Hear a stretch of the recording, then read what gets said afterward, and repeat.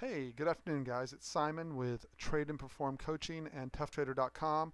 Want to do I'm going to start a series of 5-minute trading tips and coaching tips to help traders out, figure out just what I found was the most interesting lesson of the day. Instead of doing the long trade reviews, we're going to try to encapsulate this down to 5 minutes.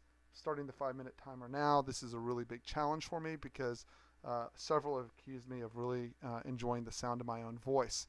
So really quick before we start, past performance is not indicative of future results. You can read this legal disclaimer if you'd like. Pause it right there. Enjoy.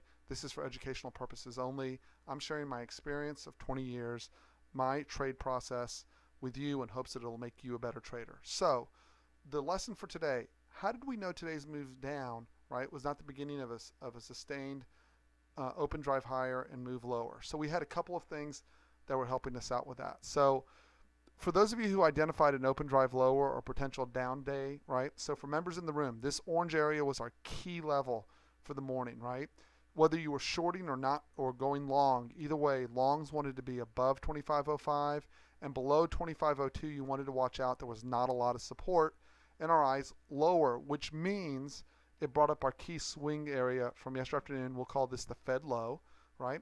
And so we know two things right out of the gate. We know we're below our key build from overnight, and B, we have to hold, in order not to fall apart completely, we have to hold below yesterday's swing low, right? Two really important factors. So the number one thing you'll notice is as we start to roll down, notice that tick never degrades, and as a matter of fact, what it does as we push lower, right? Let me get rid of this. There we go. As we push lower, right? Tick improves all the way through here. See this? It wasn't a very robust tick, but it did improve all the way through as we were pushing down. Secondly, at the low, we get a big nasty bar equal to these, almost equal to this bar and equal to these three bars. This is an exhaustion move. On the exhaustion move, broader market had less selling pressure and failed to move below yesterday's swing low. And then finally, this was last week's high right here. This is an attempt to break below last week's high. So remember, keep that in mind. We were trading above, right? Now we're trading below, right? They couldn't make any progress back to yesterday's low. We're trading below last week's high. And just like yesterday, when we trapped back in and pushed all the way back up, we pushed below yesterday's low. We trapped late sellers, pushed back in above last week's high, right? And then as you can see, we pushed all the way back to the other end of the range. And then we can get rid of this green bar. It doesn't mean anything except people to members in the room. This is Globex low. You can see we trapped in, pushing the Globex low, consolidated, attempted to hold below Globex low. Then at the end of the day, we had some profit taking and basically just balanced through the afternoon. This is a low energy environment, guys. There's not a lot to do, but that was the sign. So if you read the gap down and the inability to fill gap, you had the first part of the read.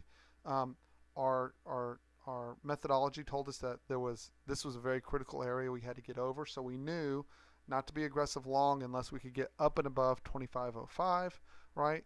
And we knew to give it a stretch where? Well, the logical place, right? The logical place to at least look for where they were going to stretch back. Got a minute 42. I might do it in less. The 50-60 retrace from yesterday afternoon. You can see they try to hold it. This is where they're stopping, right? Everyone who bought the 50-60 retrace in hopes that it would hold. Everyone put their stops right behind the 62 retrace. We clear out all the rookie traders with their stops that are too tight, right? And then we run them up the other way, back above Globex high. And of course, think about it, right? Where are all the rookie traders who are shorting? See this right here? This tells you that people are shorting against Globex low, thinking we're going to continue lower. What do? We pop it up, close all their shorts out, and probably spend a little bit of time sucking longs in. Then we run all those stops, and then we just come right back and close at Globex low. So that's my 5-minute tip. Every day, two very important points, right? Number one, you should not be drawing down consistently. If you are, you're doing something wrong. You're not trading with an edge. You're doomed to blow up. Number two, your risk reward has to be somewhat balanced. Okay, I'm talking about my day traders and my scalpers. Number three, you don't have to blow up to be a successful trader. You can learn how to trade successfully and consistently by learning a few small clues, having a written trade plan, right, and approaching this as a business on a daily basis, right? So At any rate, I'm allergic to losing money. I don't like to see people draw down. And at any rate, that's my 2 cents.